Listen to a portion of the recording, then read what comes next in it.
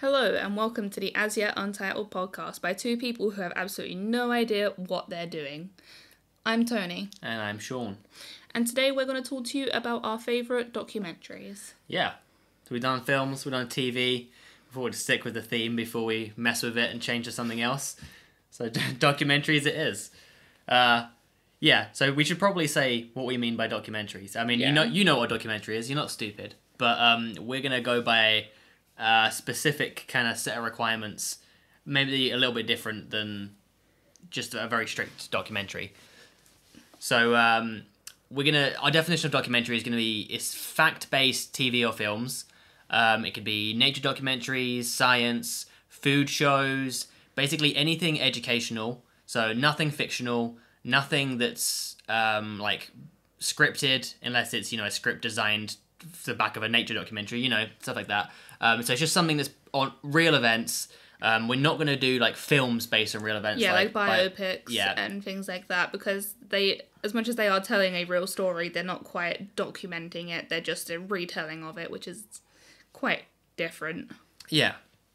And we're not going to count like game shows and reality TV and stuff like that because, well, for a start, most of them suck, but also because they're not, they're not trying to be educational in any way. So yeah, that's going to be our definition of documentaries, what we're going to go through. And we're not going to rank this time. Yeah, because I personally haven't seen many documentaries, so I didn't think it was going to be a good idea to try and rank them, because documentaries aren't really something that has like a favourite. It's just because you're learning something from there, I feel like you can't really rank it because they're all very different areas that you're learning from. And yeah, and I mean, we've both seen a lot of the same documentaries. We've watched them together. There's not quite as many documentaries as there are, say, scripted TV shows and films. Well, that I know of anyway. And yeah, so we're not going to do ranking. We'll lead up to our favourites. We'll start off with some of the ones that aren't necessarily our favourites, I guess. But yeah, I mean, this isn't in any real order. It's just kind of a chatting about them. Yeah. Okay, so I also want to preface with saying that there's a lot of like new David Attenborough documentaries and other documentaries out there, like 7 Worlds, 1 Planet. Crip Camp, it's the new Netflix one with Barack Obama, Michelle Obama. Yeah, that looked cool. I haven't seen those, so there's a few documentaries out there that I will get around to watching, but I haven't seen them, and I imagine they would probably make my list. But I can't talk about them because I've not seen them, so it's just going to be from the documentaries I have seen, out of the music ones and nature and what have you.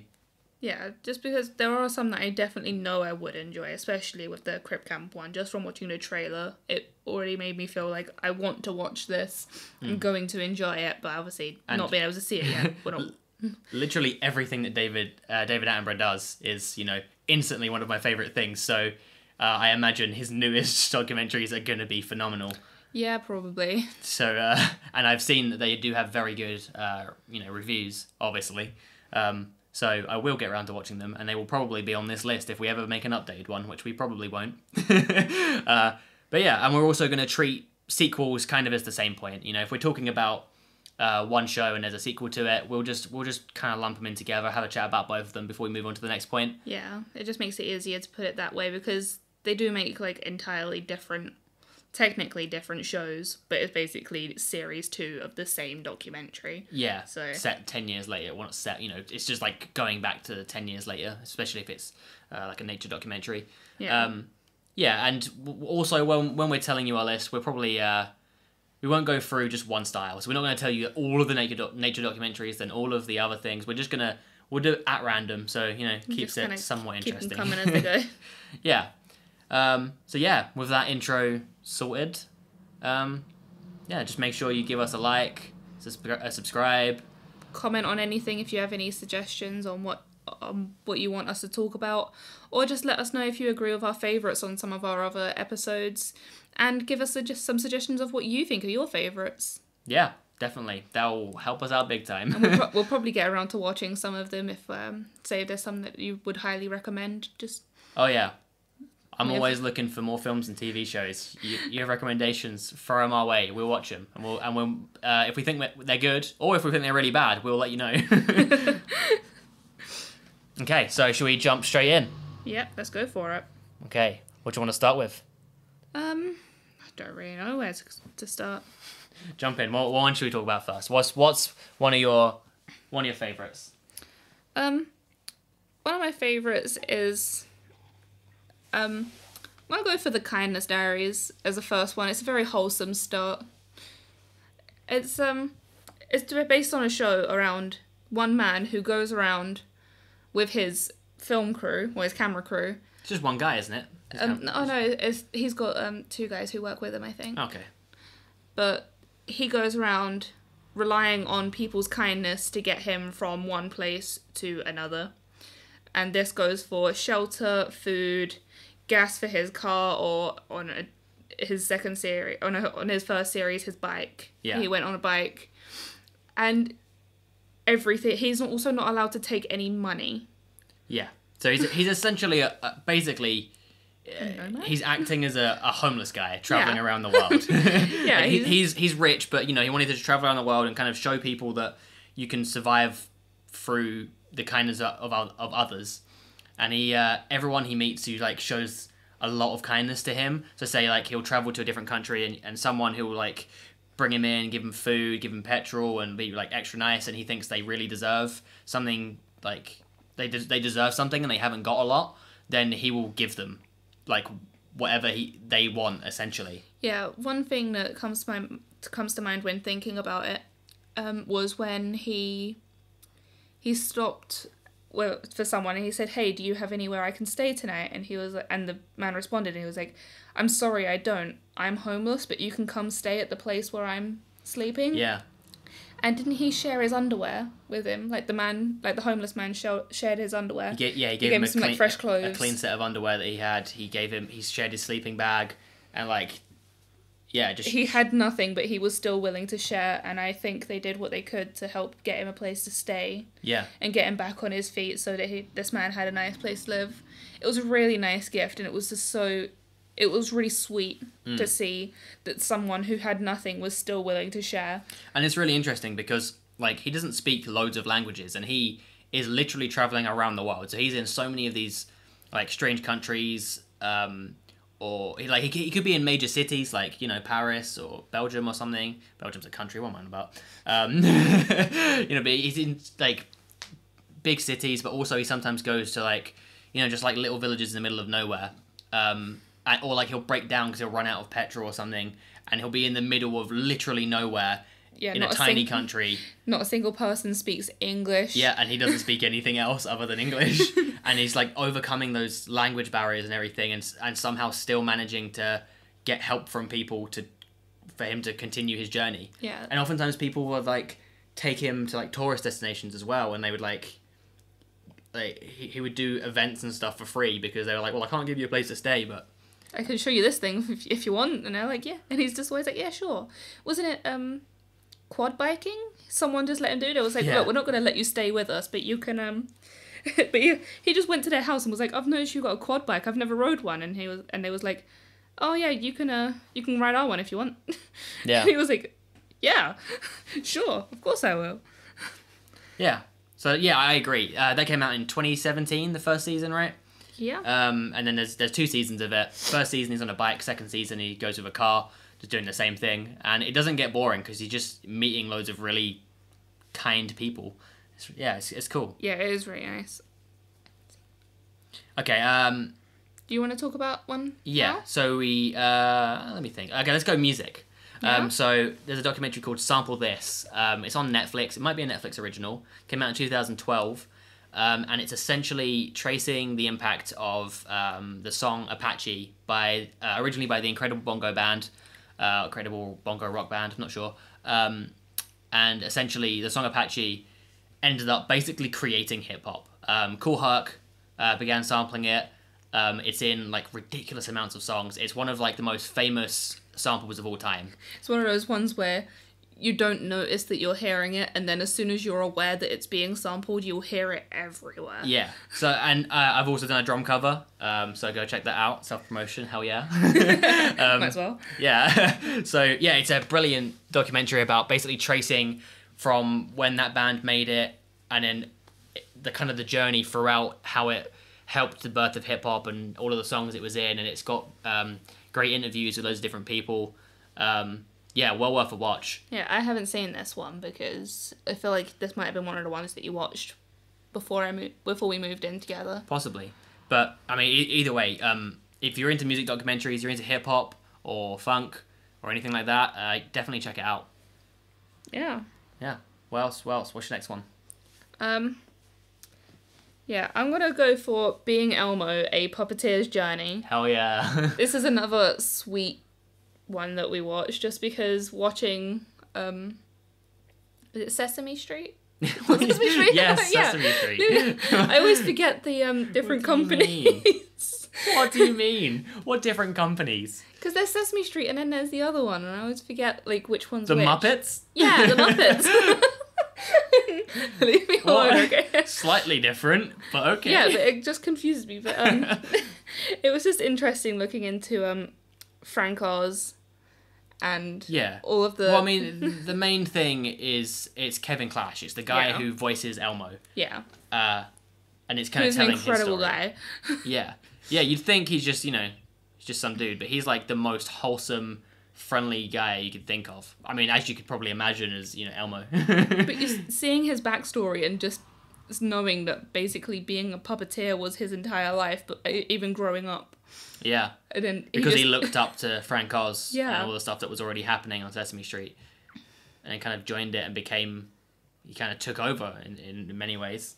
Yeah, it's just really a really wholesome show to look through to watch.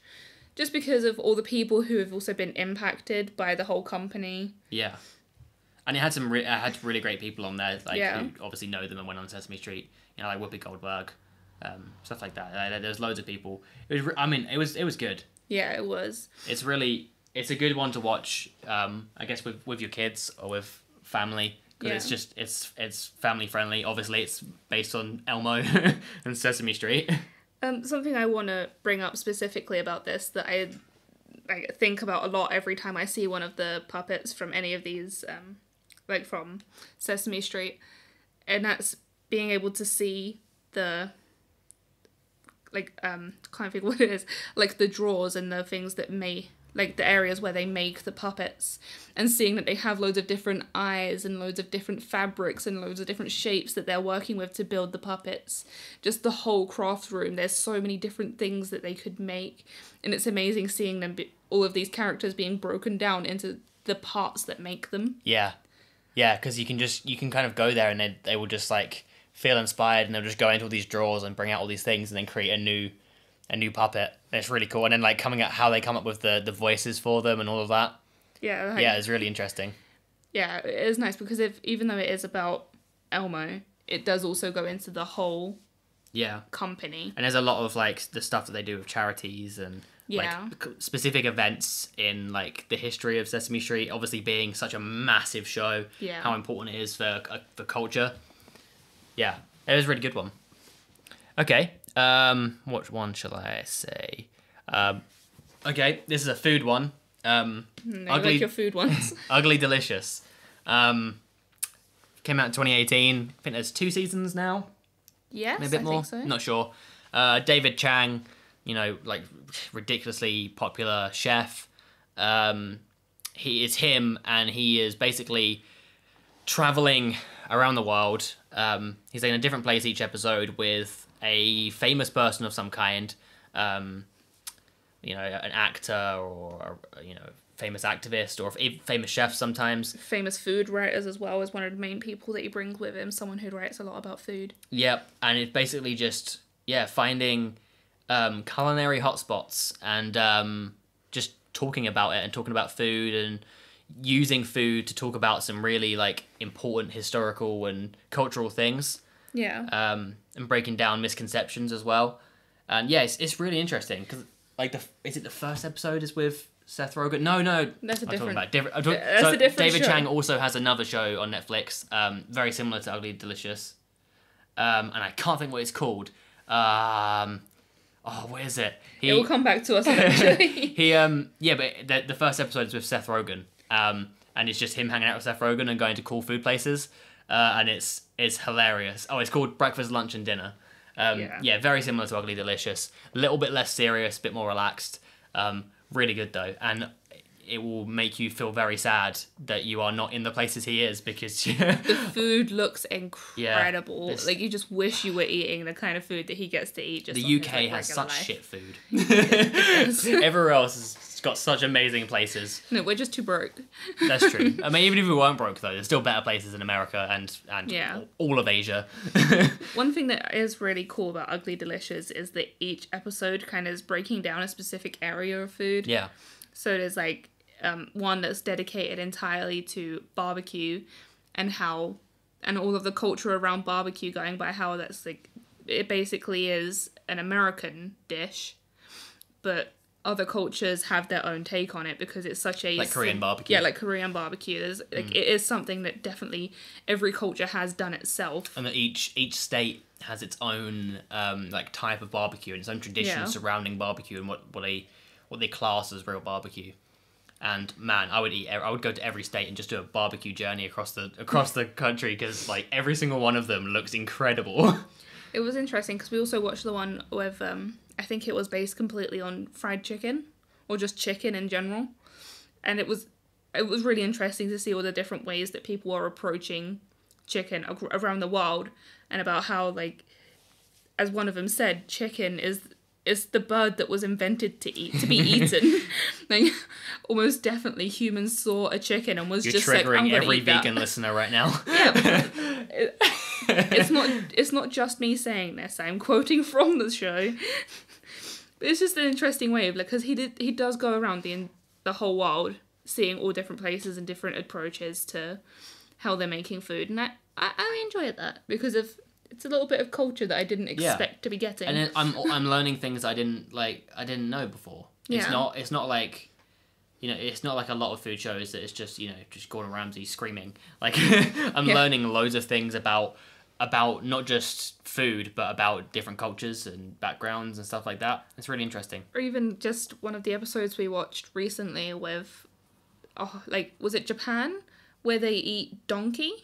And it's actually a very, like, popular meat. And I was like, I would never think about eating donkey, but sure. I want to try it now, though. I mean, they made it sound delicious. They did. Okay, what's your next one? I'm gonna have to say Weird Weekends with Louis Theroux. Ooh, classic. It's because it's such a wild show. You never really know where it's gonna go. And that's why I enjoy it, because of the way that he approaches people. He's so awkward. Yeah, he's awkward, and it feels almost judgmental, but he's also learning, and he's very respectful of where he is, but at the same time, he's just such a weird guy. He is. All of the interactions he has, it's sometimes painful to watch, because he's not meaning to. He's genuinely trying to learn, and he's a people person, but at the same time, he's so bad at it. It's brilliant. Or at least he was. I mean, the modern stuff's a bit different, a bit darker now. But back then, the Weird Weekends one was funny. A lot of them was, anyway. One of the funniest ones, I think, when it thinks about how awkward he is Louis Theroux in the brothel. Yes. Because he was just going into these people's houses and just being a part of that culture. Like, he was not actively participating, but he was showing up. They were trying to persuade him. Yeah, they were trying to get him in, and he was like, you know what, I'm really not into this. Yeah. I mean, that was made back in 98. I don't think that one was in 98. The series was made back then, though. It started then. Yeah. That's insane. I think there are two separate series, because there's two different series are on Netflix, and one of them, they're both called Weird Weekends, so it's a bit... Well, the original Weird Weekends was in 98, and that was, like, the more comedic side of things. Yeah. And then in the newer one, they started talking to, like, the Westboro Baptist Church, and they started tackling, like, a lot of, like, race issues and other, like, more very serious things. That was the main series that I watched, because it was a bit more modern, and I watched it as a part of my... I think it was anthropology class. I watched some of it in. You know what? I think I might have as well, actually. Yeah, I think that was specifically the most hated family in America with the Westboro Baptist Church one. I think that one was the episode that was watched in anthropology. But that series is the one that I just carried on watching on my own. because this, I feel like some of the episodes I watched without you, like Under the Knife, where you watch Louis Theroux not get plastic surgery, but he talks to people who do, and you also watch him get liposuction. Like, he willingly goes to get liposuction done, and you watch him have it done. And it's really interesting. He's because, ride or die. yeah, he really gets into it. And he was just like, yeah, sure, why not? I'd go for it. There's a moth flying around in here. Yeah, I just watched the moth fly past it. If it comes near me, I'm tackling it. If you hear a big bang, it's me falling over. Okay. Yeah, I agree. Weird Weekends is a great one. Or any of the Louis Theroux ones, actually. Yeah, Louis Theroux is really, it just makes a really good show. Okay, I'm going to give it a music one. I'm not sure if you watched this one with me. I think you might have. What Happened, Miss Simone? I'm not sure if I watched this. I don't remember it. So it's from 2015. It's about Nina Simone, one of the greatest singers that has ever lived. And it just tells her story. And it's sad at times because, I mean, she dealt with a lot of mental health issues and just issues in general, I guess. But, I mean, it's really good. It shows how important she was culturally. It shows how ridiculous her voice really was. Like, yeah. she was ridiculous. But it's really good. Music's great, obviously. It's well written. Yeah. Is that about it? Yeah, What you have to say about that? Yeah, that's all I need to say about that one. It's great. If you like Nina Simone, watch it. It's really good. I'm pretty sure it's on Netflix. Don't need to have a lot to talk about it because of Nina Simone speaks for herself. So moving on to another one. This one is a nature one. It is a little bit sad, but it's also beautiful, which is Chasing Coral. Oh, yeah. Looking at coral reefs all around the world and how they are vanishing in a way. Yeah. Doesn't it look specifically into coral bleaching? Yeah, I mean, it's mostly coral bleaching that's Yeah. causing it because of global warming, because humans suck. Yep. Yep, you too, listener. You suck, because you're a human. Well, we're not exempt either. We Well, also... I might be exempt. No, you're not. No, I'm not. No, I'm a human. I suck too. I am part of killing the planet. But, yeah, it just looks into the people who are trying to find out why the bleaching is happening, if there's ways that we can prevent it. Yeah, they speak to a lot of scientists about it, and they talk to marine biologists, and there's, like, a few things where they show footage that they took, like, 10 years ago, and then, like, now, I don't know if that's the exact time span, but they kind of show, like, direct comparisons between now and when they were there years ago, to show you just how much damage has happened. They also talk to other people, like divers and photographers and other people who have just been a part of the community who enjoy going to the reefs. Yeah. And how they personally have even noticed it just as someone who's not even looking into it. They just show up to the reefs and then one day there's a significant amount less where they used to always go.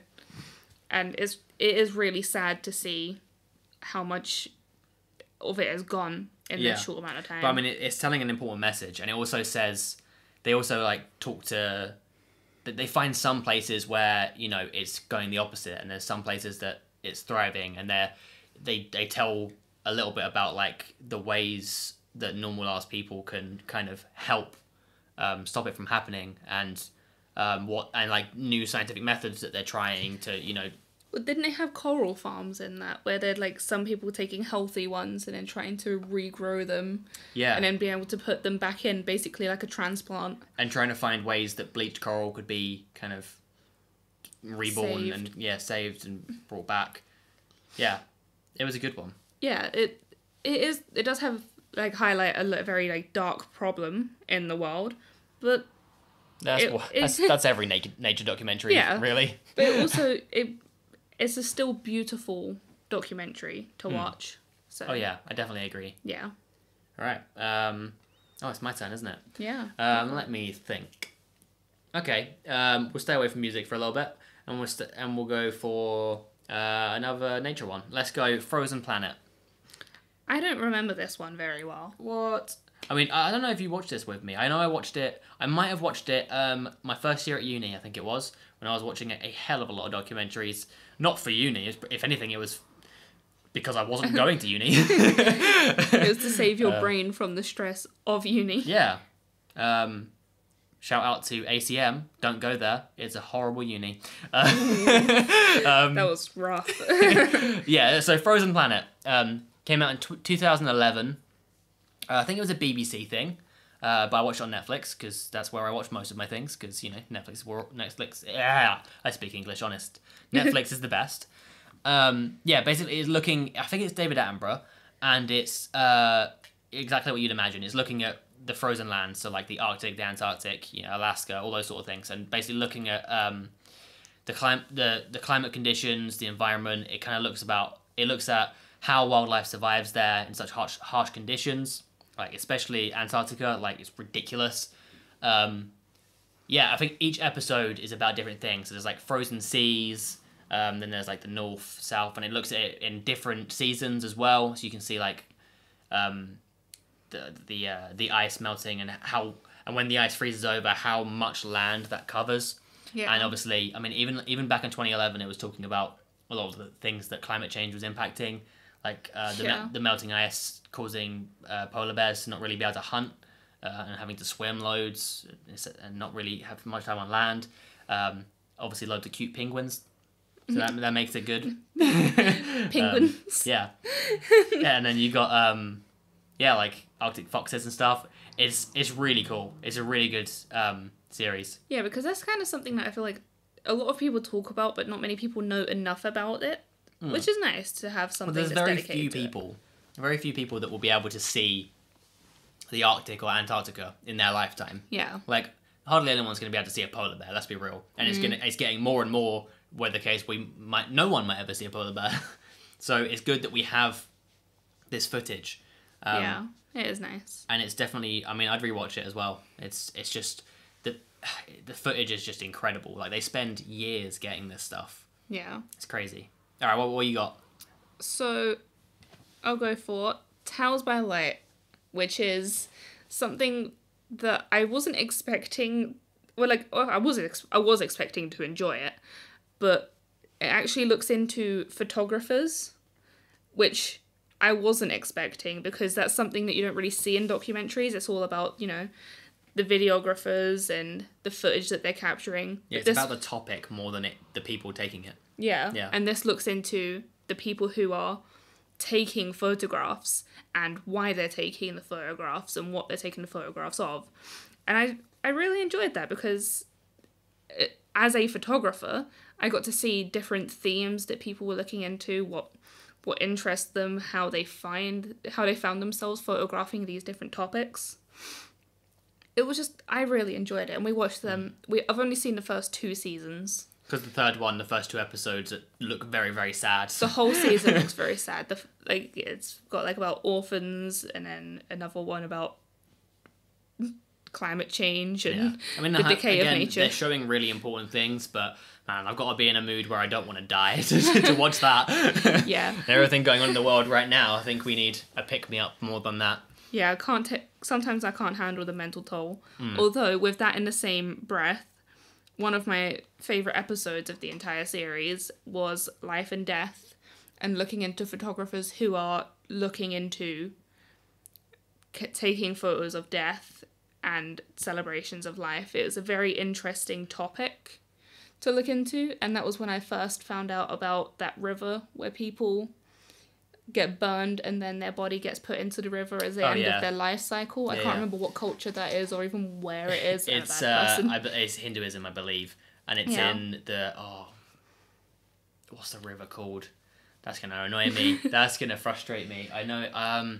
It's like the most culturally significant river that there is, and they believe that if you put the bodies into the river, that ends the continuous life cycle of reincarnation, and then you get to just become pure energy. I can't remember what it's called. It's really gonna frustrate me. I believe it's in India. I don't know what it was, but it was very interesting. I'm sure one of you will know. Please tell us, because our recall is terrible. And in that same episode, there was someone who found their interest in photography by going to Rwanda after the Rwanda genocide. Yeah. And they said about how it is important at that time to document it, otherwise at times these things can get ignored.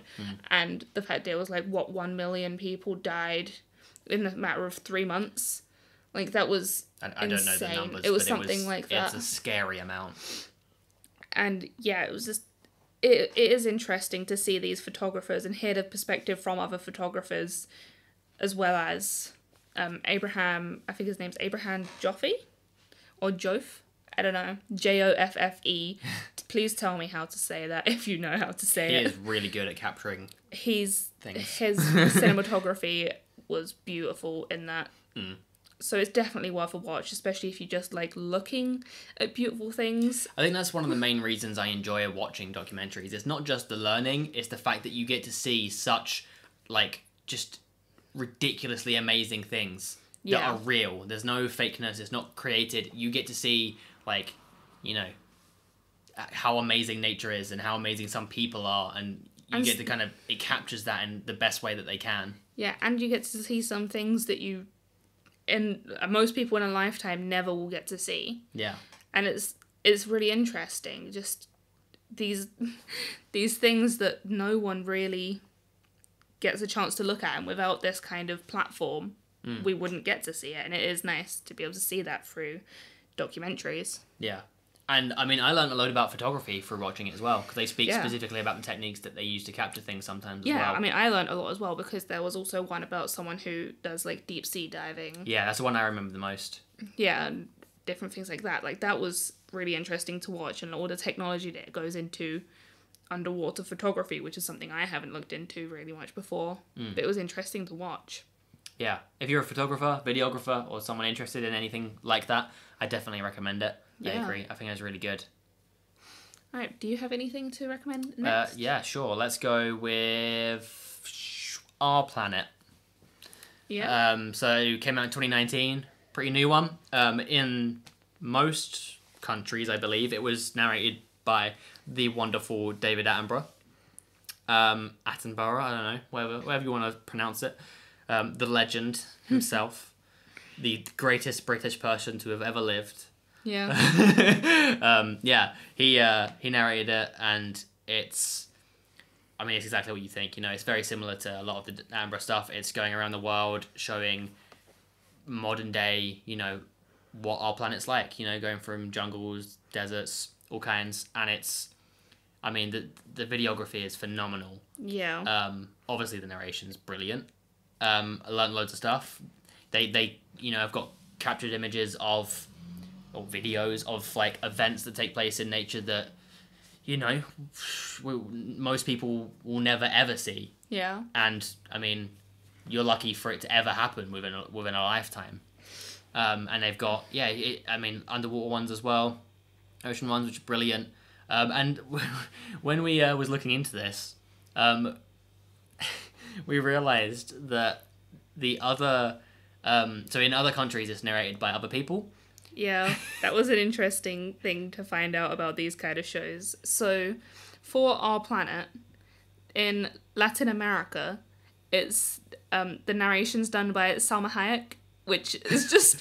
That blew my mind. I was not expecting it. Yeah, out of all the people as well, I don't know why, but she was the one that would shock me the most to find out it was her. If there was going to be other narrators, I was not expecting it to be people that, you know, I knew if it was in another language, but then I didn't even think about these, you know, these actors and actresses that are, you know, American but bilingual. Aren't American. Yeah, they're bilingual and they come from other places, and they, you know, and they're more famous in a lot of, you know, just different countries. Yeah, a lot of the celebrities that are, you know, native to whatever country that it's being narrated in.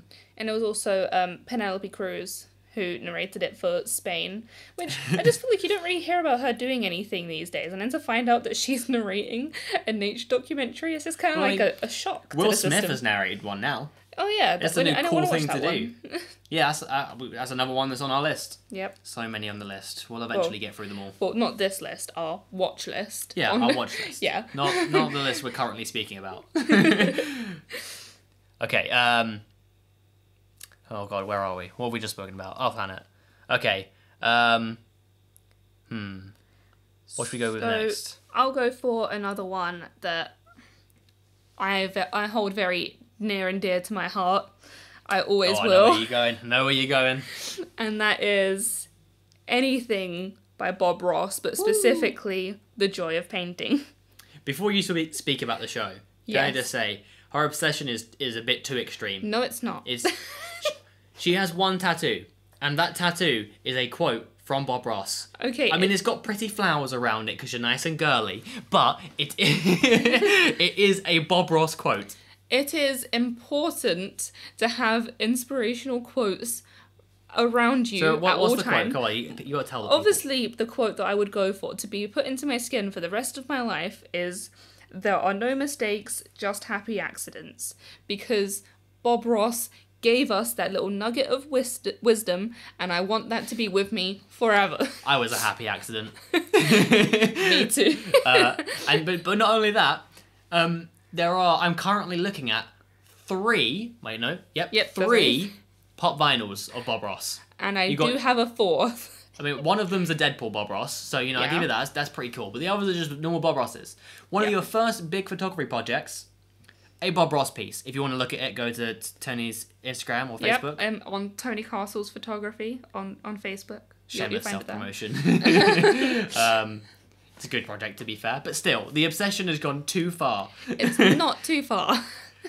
It is a great show, though. I have to admit. It is great. It is a very good show. So I thought, if you don't know what it is, it's Bob Ross teaching us how to paint with oil paints. What more could you want? He just You're saying that. Most people won't know who Bob Ross is. No. I wouldn't care about making oil paints. He's just a painter, but it is a very relaxing show to watch because as some people, it gained a lot more popularity over I feel like the last 5 years at least. Yeah, I think it's got pretty big. Of people watching it because they basically treat it like it's old ASMR because you can hear the paintbrushes on his canvas. It's really relaxing. It really is. His voice is really relaxing, and he has such a good spirit about absolutely everything. He appreciates the world in a way that I feel like I never could. He's almost like a Buddhist monk. He is, yeah. He is found inner peace, and he's sharing it with us. Yeah. The paintings are great. Yeah, they're great. Like, you'll do something, you're like, why have you done that? You've ruined the painting. And then 10 minutes later, you're like, wow, man, you're a genius, Bob. Some good shit right there. It's a good, happy little tree you got. It's the fact that it goes from, okay, I'm going to paint the background, and you're like, oh my god, already he's going risky with it. He's got, like, pink and blue together, always risking it. And then you get to the end, and you're like, oh, he's nearly done. And then he's like, all right, and here I go. And then he puts a massive line down the middle, and it's like, here's a tree. And you're like, no! And then by the time he finishes, it's amazing. Yep. But as I was doing my research, I didn't know that this show was actually not exactly a spin-off, but like a carry-on from a different show. No, it was inspired by. Yeah, heavily inspired by, but it was basically the same show called The Magic of Oil Painting. And I didn't know that. I thought this was something that Bob Ross had started himself. Well, to be fair, it was a fairly new thing. He was born in 98. Yes, I was born. And Bob Ross, The Joy of Painting, was from 1983 to 1994. Yeah. So no wonder. Of course, you didn't know. I didn't know. No one our age knows. That's fair. It's an old show, but it still holds up because of how relaxing it is. I have had the love for this show since I was like 7 because I used to have time off sick from school and it was on as reruns in between like crappy game shows on Challenge. Do you remember the TV channel Challenge? It was just was game that the one shows. that also played like Only Fools and Horses and stuff? No, it was just game shows all the time. Takeshi's Castle. Oh, yes. Dow's Supermarket Sweep. I used to watch that channel all the time, and then every now and then it would just be like Bob Ross showing up, just as like a break. It would just like be a wind down, and then they'd put on another show. There's a Twitch stream and possibly a YouTube stream that's literally a live stream of permanent Bob Ross. Yeah, and it's just showing all of the episodes on repeat, essentially. It's the recognition he deserves. I mean, it's hard to repeat them. It take a lot of hours to repeat them because there's a lot of episodes. There are. It was running for a long time, and they did a lot of episodes, a lot of different shows. Yeah. He also had pet squirrels, so you know. Yeah, every now and then, if you watch through all of them, every now and then you just get like a nice little bit of footage of him with a squirrel, or there was one time him with a baby deer, and that was great. Definitely worth a watch. Can't argue with that. Even if you're not a massive fan of doing art, just watch it. I don't paint. I can't paint for shit, but Same. I watched that and I'm like, man. I wish I could. Well, no, that's the point in it though. Is that anyone can paint with his if you follow his technique. Exactly. You buy his stuff. Okay, so my next one, we'll go back to music. The Defiant Ones. This is a really popular Netflix documentary. I mean, I think a lot of people have already seen this, but I'm going to recommend it anyway. Defiant Ones came out in 2017, directed by Alan Hughes. It won like awards. It won the Grammy Award for Best Music Film, the NAACP Image Award for Outstanding Directing in a Television Movie. Whew, that's a mouthful. It's the story of how Jimmy Iovine and Dr. Dre, became who they are today. If you don't know who they are, then you're the same people that live under a rock and don't know, who Breaking Bad is. You clearly need to learn yourself some stuff. So Dr. Dre, obviously, NWA, one of the biggest rappers of all time. Beats by Dre, all that stuff. He's a phenomenal producer. I mean, I don't really stand by the whole Beats by Dre being that much of a quality product, but I don't really care about that. He is a phenomenal producer, rapper, and businessman. He's a fucking mogul. Yeah. And Jimmy Iovine is the same. He's not a rapper. he's a producer. He's a white guy. He's a producer. He's a money man. He knows exactly what the fuck to do. They are smart guys, and it's basically just showing their story of how they met, how they got to where they are today. He goes into loads of like old school hip hop stories, how like Ruthless Records and stuff like that was created. I think it's Ruthless Records. I can't. My brain doesn't work. Death Row Records, yeah. It goes into loads of different stories about all of the music business, about the kind of shit that went down, the race people they met. Stuff. Yeah, the people they met. It's got loads of really great interviews with loads of different hip hop artists and historians, I guess.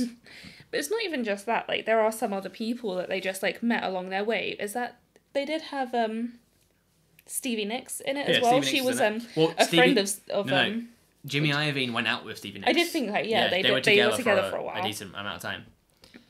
But I learned a lot from watching this as well, even though like I've never been like, big into knowing more about hip hop other than knowing the songs and the music from hip hop, but then just learning just like interesting things. So like if you are also a fan of Primus, weren't they also one of They were one of the first on Andre's label, which is crazy to think. Yeah, like just out of all the people that you could get, but they didn't want to have like a specific style. Style of music that they were going for with this label. So it was interesting to go from like Primus. Was it also like 9 Inch Nails? Possibly, yeah. There was just a lot of different stuff. There was like ones I've never heard of that were just like really out there. And I was like, man, this is cool. I was not expecting this. I didn't know a lot of this. Yeah, it was really interesting to see this little like part of the culture and just about these two people's lives that you wouldn't expect to clash or to even cross over, and they did, which is just And it's not a film. It's a series. It's a limited series. There's like I think there's I don't know how many episodes there is. Probably like 6 or 8. Yeah, it's like 10 hours. Probably about that. But it's well worth watching. Really interesting. Yeah. If you're into the music business, music history, into hip hop, like you will enjoy it. I mean, it won lots of awards, so that kind of speaks for itself. Yeah. All right, what you got? Let's see. I'm gonna go for another show that I've watched with you. So this is definitely your recommendation, but I'll go for it as well. The Chef Show. Woo! Yes, the best food show I've ever seen. It's so good because its approach to documentary is really interesting because it kind of teaches you things, but it's also just a look into people's lives. As such, it is just it's a very interesting show to watch, and it's a new approach to what I've seen before. Don't mind me. Yeah, hold on a second. Here we go. Smash this moth up. Pow! And now there is a dead moth somewhere in our house. It's gone. It vanished. I yeeted it out of existence. That's fine, as long as it doesn't come back. We're good. Who knows? Okay, anyway. So I feel like you should talk a bit more about the chef show. Okay, well, it came out in 2019. I think there's 2 seasons of it now. Yeah. It's presented by Jon Favreau and Roy Choi? Yeah, Roy Choi from Kogi. Kogi, Yeah. the Korean barbecue food truck. It's a taco place. Yeah. And stuff. But basically, I mean, it's such a great show. It's literally just Jon Favreau, who, if you don't know, you should know him. You know, he freaking produced Iron Man. He's in and Iron countless Man. things. He's in Iron Man. He's in the freaking Avengers films. Yeah. Either way, he's a ridiculous director, producer. He's so talented.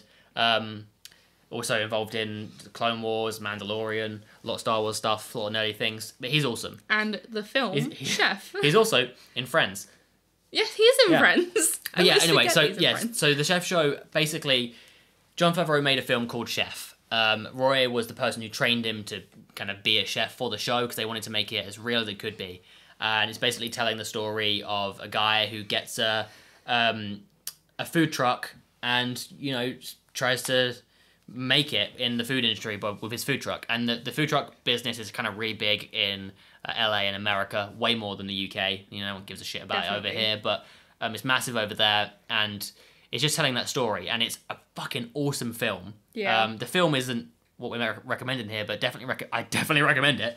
It's because the Chef show basically, it's a spin-off from that. So they made the film, and Jon Favreau basically was like, well, I love cooking now. I want to be a chef. He now just he spends a lot of his time, if he's not like directing or producing something, he's just cooking. He really enjoys cooking, and he likes to learn more about it. And he's good at it. And it's because he was trained by Roy, who's a ridiculously talented chef. Yeah. They basically was like, well, let's make a show. And the show it's unscripted. It's the most relaxed thing you can imagine. It's essentially just the two of them and sometimes guests, sometimes not guests, just cooking stuff. Like, a lot of the time, they don't even plan what they're going to cook. They'll just cook stuff, and it's great. And it's not necessarily just at like one kitchen. They go all over the place and cook. Yeah, they'll visit other chefs' kitchens as well. So they'll go to like a specific restaurant that's really big, and they'll be like, "Oh yeah, do you mind if we just like cook something up with you?" Or like, it's fun. Just like they're just really going on good. about it. The music in it is awesome as well, because it's all like Latin American sort of music, and it's really cool. They've got loads of different like foods and recipes that I would never have even thought of before. I just didn't know. And now I'm like, hell yeah, I gotta eat that stuff.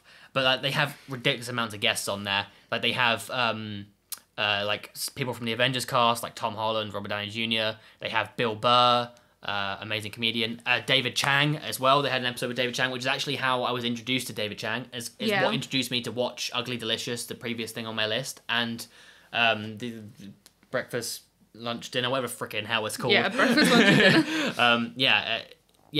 That actually introduced me to that show as well. So even though David Chang, for most people, would probably be considered a more famous chef, I wouldn't have known about it if it wasn't for the fact that I watched the Chef show, and I watched the Chef show thanks to the film Chef, because the film was incredible.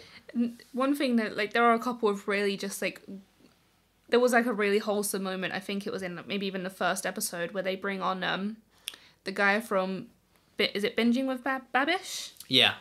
And YouTube channel. From the YouTube channel. And you find out that his name's not Babish, but I don't remember his name, so I'm going to call him Babish.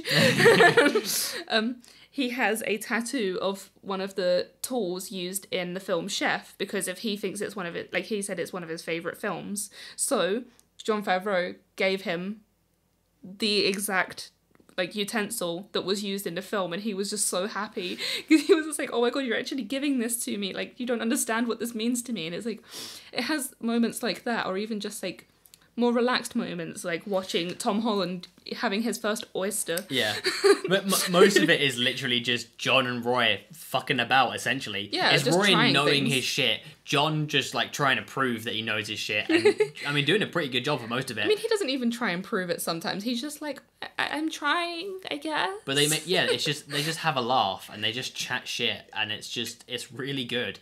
It's one of my favourite shows. Like, outside of documentaries, I still really enjoy it. It's so good.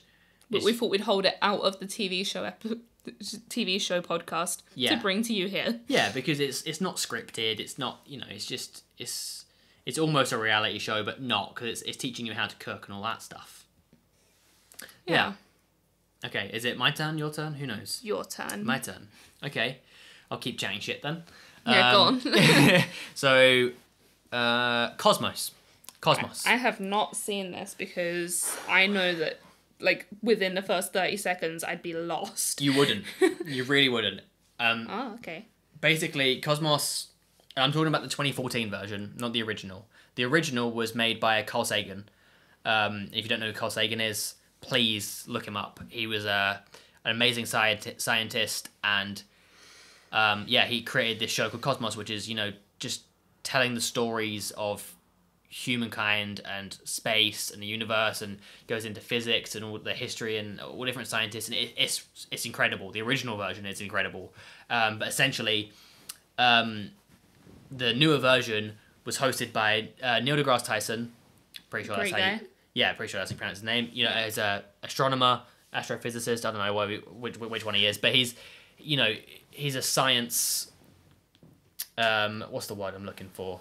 Communicator. He's a science communicator. He's ridiculously good at, just like Carl Sagan was, at communicating really complex ideas in simple ways that everyone can understand. Yeah. And that's why the original Cosmos was so popular and award-winning. And Neil deGrasse Tyson, as a friend of Carl Sagan, and in many ways a kind of like trying to follow in his footsteps, he wanted to make one as well. And he made it. It was created actually by, the newer version, it was created by Seth MacFarlane. Family Guy, Seth MacFarlane. Really? Yeah. It's a departure from his normal stuff. Obviously, he's known for Family Guy and American Dad and all that stuff. But yeah, he produced this, essentially. He created it. He helped do a lot of the stuff. Obviously, they got a lot of science writers in to, do the stuff. But it's got some really good, animated things in there. It's really well written, and it's basically just Neil deGrasse Tyson walking around explaining the universe. In each episode, they have not just talking about physics, but they actually go back and they talk about the people that kind of discovered it, and they have animated little thing to show who it, what they look like and kind of what they was doing. And it I learned so much. I consider myself quite a science nerd. I knew a lot of the stuff already, but it had a lot of stuff in it that I hadn't thought about before. Yeah. Or it had little things about the people. Because when you're at school, they tell you about the theories and about the things that there are, but they don't tell you about the people. Yeah. Not only is it the tip of the iceberg, but they don't tell you about the people specifically. Yeah. About how those people found those things, what those people's lives were like, and how it led them to discover this thing. Yeah. So it was really interesting hearing about the people that were involved. And it also it was helped along by one of the original people who made the original Cosmos, and Druyan, I don't know how to pronounce her name. She's one of the executive producers, and she was on the original one as well. But it's really good. If you're into science, watch it. It's one of the best things that you will do. It's so entertaining, and it's so informative. Really good. All right, what's your next one? So my next one is Blue Planet, which is another one we've watched together. Hell yes! So I really like Blue Planet just like most of the Attenborough BBC documentaries. They look into different areas each episode. This is something that is a big theme in my favourites when it comes to documentaries, because I like having a specific area to look at. I like that it narrows it down, and then you just spend one whole hour just exploring these little areas. So with Blue Planet, it's the deep blue, but then they also look into rivers and lakes and all of the animals and creatures, and not even just that, corals and... Well, coral is an animal. Yeah, but I'm going to say barely. Rude. Next, you'll say Pluto isn't a planet. No, I'm very pro Pluto. Okay? But just looking into things like that, or even I think it was in Blue Planet where they look into the underwater volcano that's kind of been erupting for however long. Also, just a reminder: when we say Blue Planet, we're not talking about just the 2001 or the 2017. We're talking about both. It's Blue Planet 1 and Blue Planet 2, so the newest one and the oldest one. Yeah, both are awesome. But yeah, I really enjoyed it. It was nice to just look at underwater, because there's something relaxing as well about the underwater aspect. Not to me. Yeah, it's terrifying. I am absolutely terrified of going into the ocean. Horrifying. Like, I'm scared of going on boats. At least you've gone on a boat. I'm scared of boats. I've gone on many boats. But I love the idea. I love being underwater. So I like the relaxingness of watching the shows and everything that they're capturing underneath, and just the beautiful animals that there are. Yeah. See, I mean, I am terrified by the ocean, but so intrigued. Yeah. Like, almost like Deep Space. Terrifying, but so interesting. I want to know everything about it, and it's so cool seeing all the stuff. But fuck going there. Horrifying. Yeah. Too much death. Much scare. Was it in... see, a lot of these shows we watch kind of, like, intertwined, so I get a bit confused about what happens when. But was it Blue Planet in which they got the deep sea diving, like, they cameras, have that stuff in there. And they just went, like the below, submarines. They have the specially designed submarines that go to, like, the bottom of the ocean where pressures are ridiculous. And didn't they go, like, underneath an iceberg or something? Yes. And it's just... they went. There's, like, inside a glacier. They went inside a glacier, and it was like, and like along the side of it, which was particularly dangerous. Yeah, it was absolutely, like, it was beautiful to watch, and I would highly recommend it just for the calming like music that they have, and obviously. Oh yeah, I'm pretty sure the music. Is it done by the London Symphony Orchestra? I think so. I think it is, but if not, they at least perform it. At times that you can go watch them perform this, and it's which is beautiful. The music is really, really good. If I could go see a performance, I would. Isn't Jordan, your friend Jordan? Yeah. My friend Jordan, I guess. Hello, Jordan. Friend Shout Jordan. out to Jordan. How many times can I say Jordan? She's going to see it. She was going to see it, wasn't she? Or has she already seen it? I think she might have already seen it. I need to ask her about that, because I would love to see it. I mean... If you've seen it as well, listener, tell us how you felt about it. Because, yeah, definitely. Yeah, I'm all down for that. Yeah. Anyway, so it's got great music in it, but it's also obviously narrated by David Attenborough, so again, God himself has narrated it. And the American version, again, something we found out in our research. Was this the Blue Planet as well? I'm not sure. Oh, no, okay, no, what? Spoilers. Almost spoiled another one. Never mind. Scratch that. Didn't say anything. But yeah, it's really good. I like seeing, like, it goes into, like, freshwater, saltwater, all that stuff. And it has, like, like sea otters and stuff like that. Yeah, it's not just fish. I love otters, just saying. It's also mammals. Sea snakes. Yeah. All that stuff.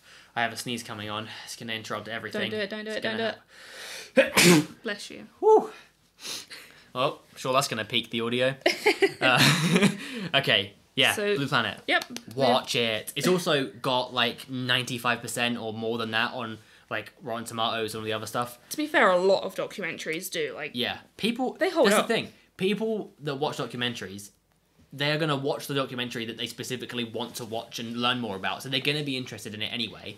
And they're going to... And, I mean, documentaries are good. If they get released, they tend to have a lot of effort put into them, a lot of money. Things like Blue Planet, and just most of the David Attenborough ones, also like Planet Earth. All of the David Attenborough ones. Yeah. Don't say most. Yeah. He hasn't done anything bad in his lifetime ever. They go harder than a lot of documentaries. And I remember, I feel like it was specifically at the same time as I'm a Celebrity was airing, that, like, Planet Earth and Blue Planet was doing it, because I feel like I remember going online and loads of people being like, I'm a Celebrity, then Blue Planet, and then this, and it was just like, that's how they described their winter. They was airing when I was living on my own in my first year at uni, right?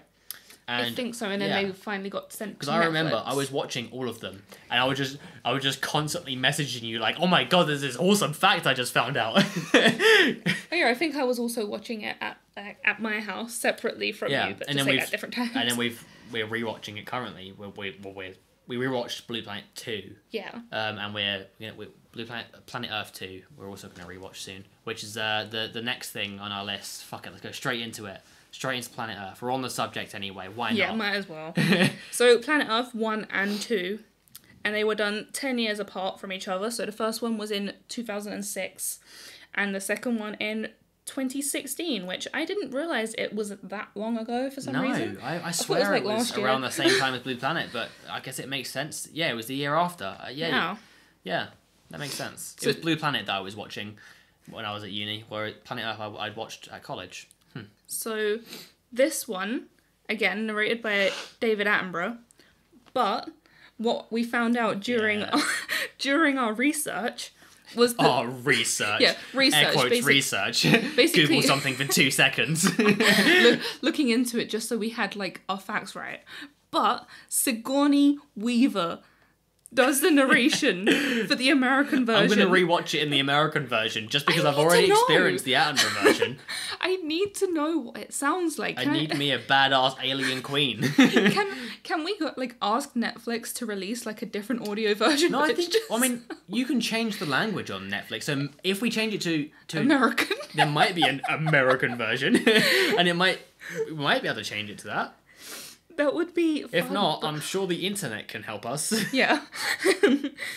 But oh my god, like Planet Earth went hard as the first season, and then the second one. I prefer Planet Earth to Blue Planet. I'm gonna say it. Yeah, I will agree with you there. I love Blue Planet, but Planet Earth I think is my favourite documentary that's ever been made. Yeah. Because I love the variation. Like, I get that there's loads of variation in the ocean. Like, there's more variation in the ocean than there is literally anywhere else in the entire universe when it comes to life. I mean, we only know life on this planet. But either way, the oceans has way more versatility. No, that's not the word I'm looking for. Variety. It has way more life than anywhere else. And it's cool. But, I mean, I'm a mammal and I am biased. And I love me some mammals. I love me some lizards and birds. I'm not saying they're mammals. I'm just saying I love me some mammals, but I also love me some lizards and some birds. It sounded like he was and you know, the whole shebang. But I think like in the ocean, to me, it's all in the ocean. You know, like I'm not in the ocean.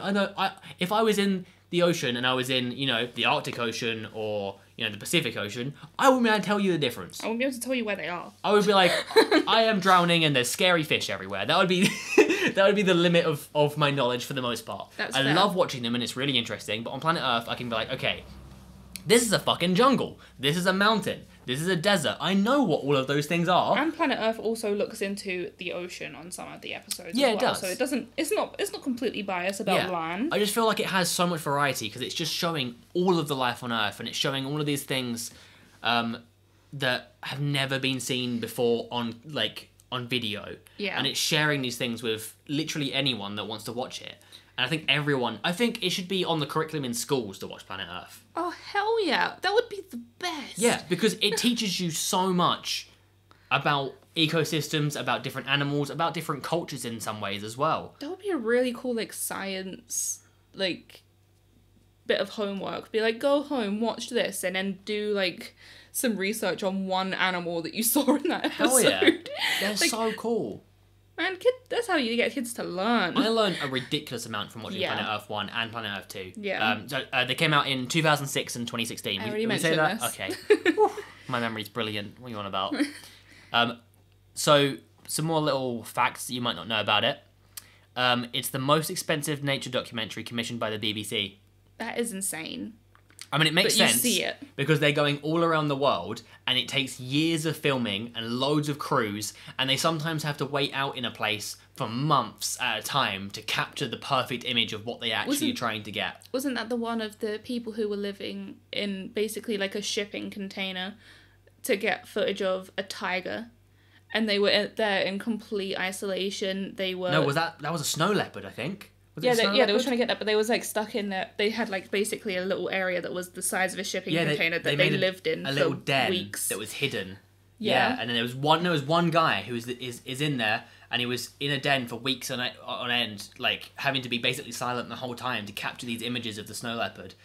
And then there was the other one where there was I can't remember what it was, but either way, there's loads of like migration or like mating events and stuff like that have never been captured before, and again with the like submersible vehicles and stuff like that. Yeah, they're capturing images whether it be in jungles or under the ocean or all these things, of things that literally have never been seen by humans before. And they're capturing images and allowing us to see it. I find that incredible. A lot of the underwater things, thinking about it, like, some of them are basically going by word of mouth that these things ever existed. Like, I think it was, like a shark feasting or a shark mating, something to do with sharks, and it was almost impossible for them to get the footage for it.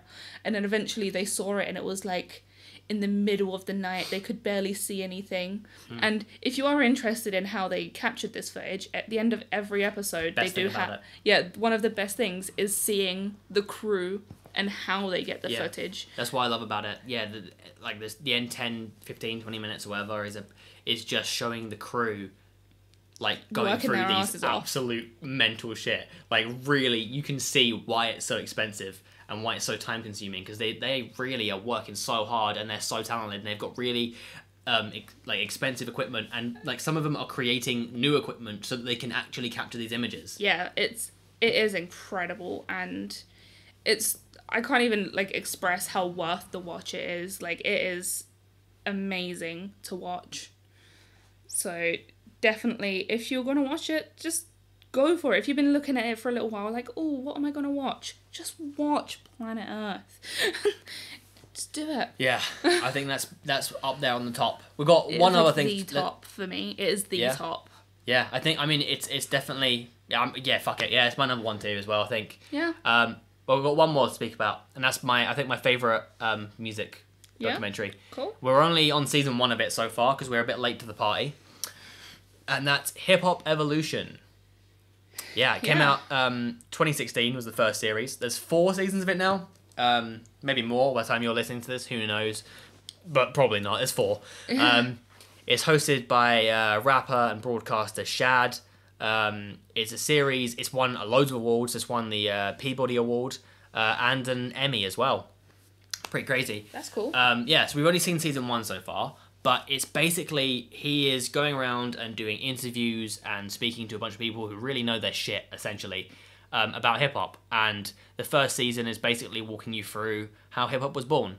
And like, I knew a lot of this already because I'm interested and I already have done a bit of research and stuff. The best part about it is the people he gets involved. Like, you would not expect him to be able to get, like, contact with I can't even like name some He's of the in people, contact like, with literally everyone. the people that created hip hop. Yeah. Grandmaster Flash, DJ Kool Herc, all these people, those that are still alive anyway. He's able to be in contact with them and kind of do a face-to-face interview with them and ask them questions. And he's also in contact with some of the people that more people would know, like Snoop Dogg, Eminem, all those sort of people. Ice Cube. Yeah, they're all involved, and it's really cool because it's diving real deep, specifically into hip hop. And I mean, I haven't seen all of it, but just looking at what the other seasons have said, it literally goes through everything. It goes through East Coast, West Coast. It goes through like the race side of things and the crimes and the how things were made and how sampling and how other things kind of gained from it and drew from it. And let's be real, hip hop is now the biggest genre in existence. Yeah, it has influenced all of popular culture. So it's one of the biggest things that there are in humanity right now.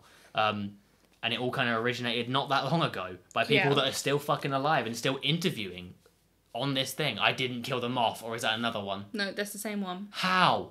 How are you alive, motherfucker?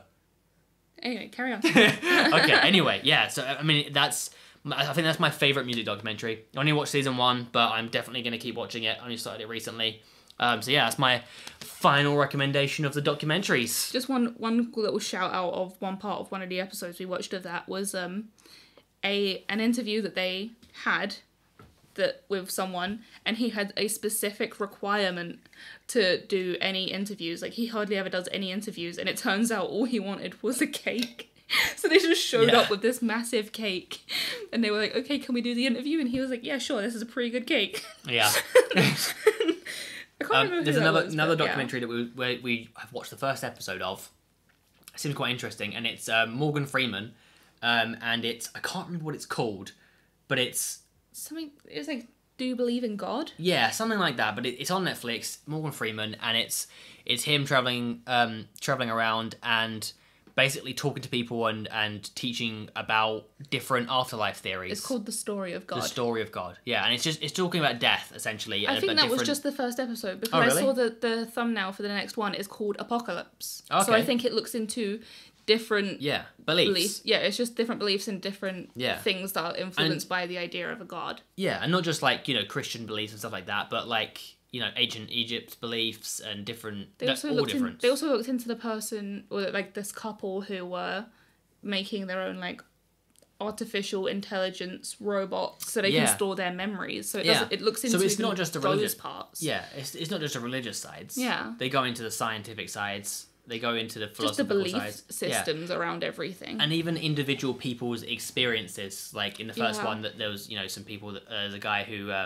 died, and he kind of, he told the story of what he saw when he died and came back, sort of thing. And so it goes into that. It doesn't necessarily, it's not spreading any kind of fake anything or trying to push anything. It's just him, just Morgan Freeman exploring these things and listening to people who want to share that. Yeah, and then also experts in certain fields as well. Yeah. But yeah, we've only seen the first episode, but I definitely recommend it, I think. Yeah, I would as well, because it's Morgan Freeman, for one. Like, come on, he's a great guy. Hell yeah.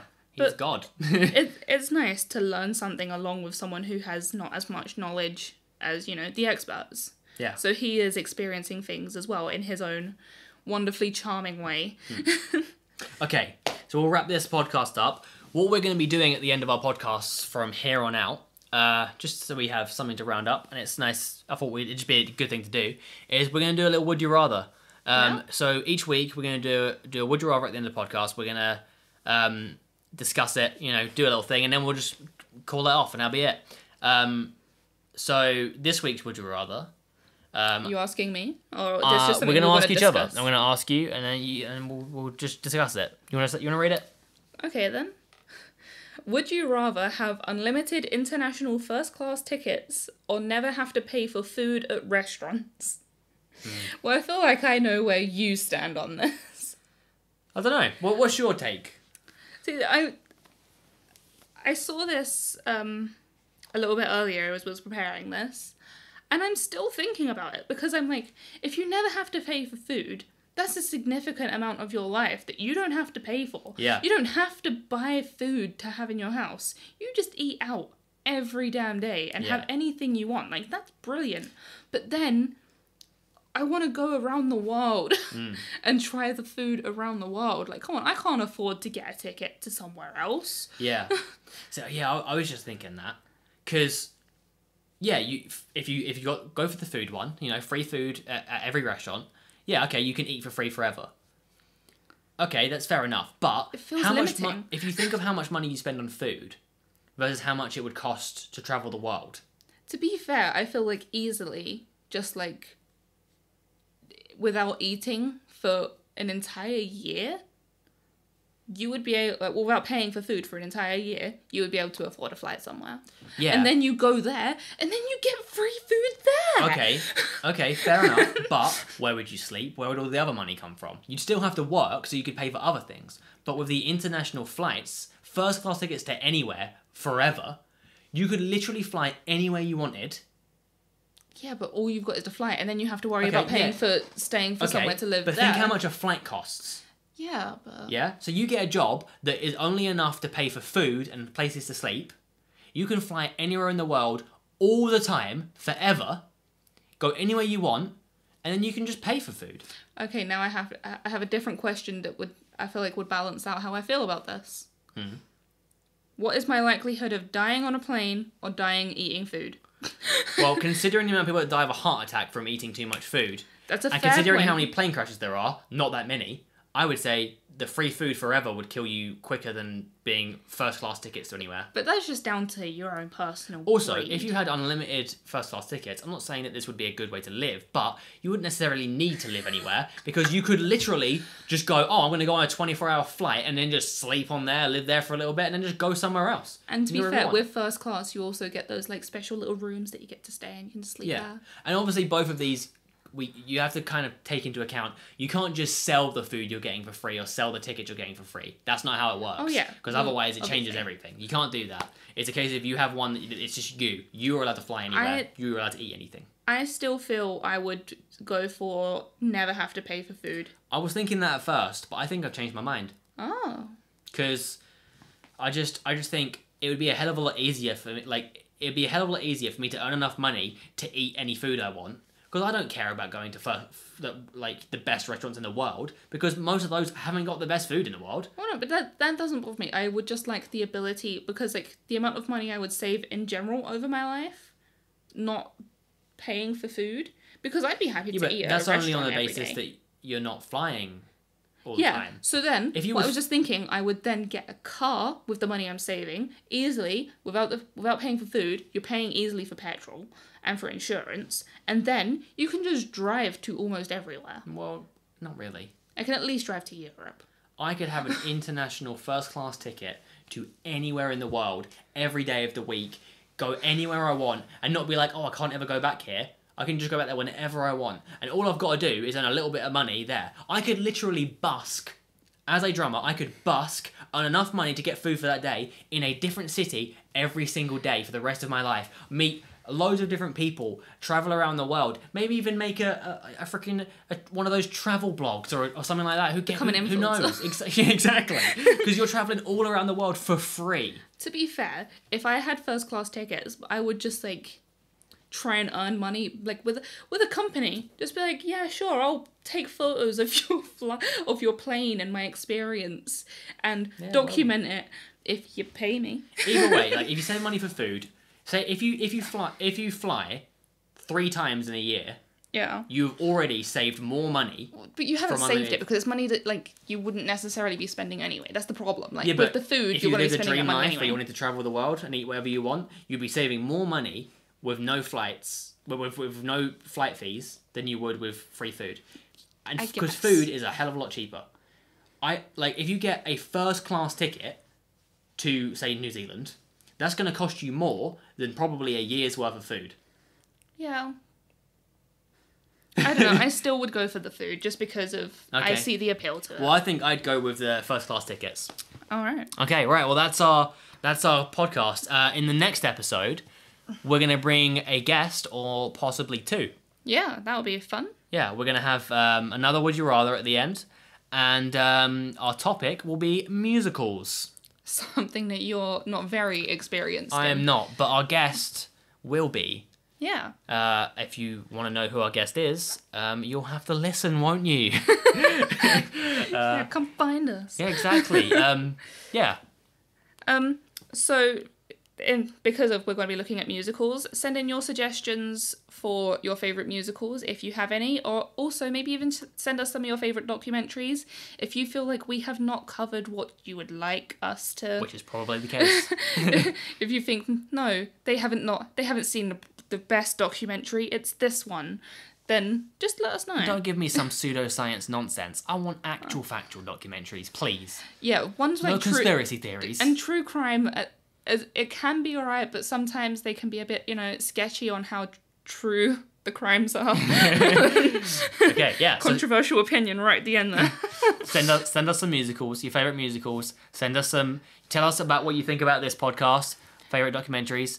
Also, send us some Would You Rathers, so we can have some new ones so we can ask our guests next week and see what he or she, or both, depending on how many people we get, or who wants to get involved. Exactly.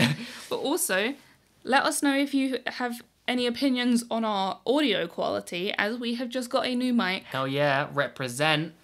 What's the company called? Wow, you're not very good at this. Sontronic Solo. Yeah, Sontronics. I mean, I got it mainly for recording music stuff, but it's so good. Yeah. It's good. So if you think our audio sounds a lot better, that's why. It's not because I've got somehow magically better at actually producing, because I haven't. I still suck. So yeah, thanks for listening, and like and subscribe, and send us any comments or anything that you just want to let us know. We'll talk at you next week. Bye.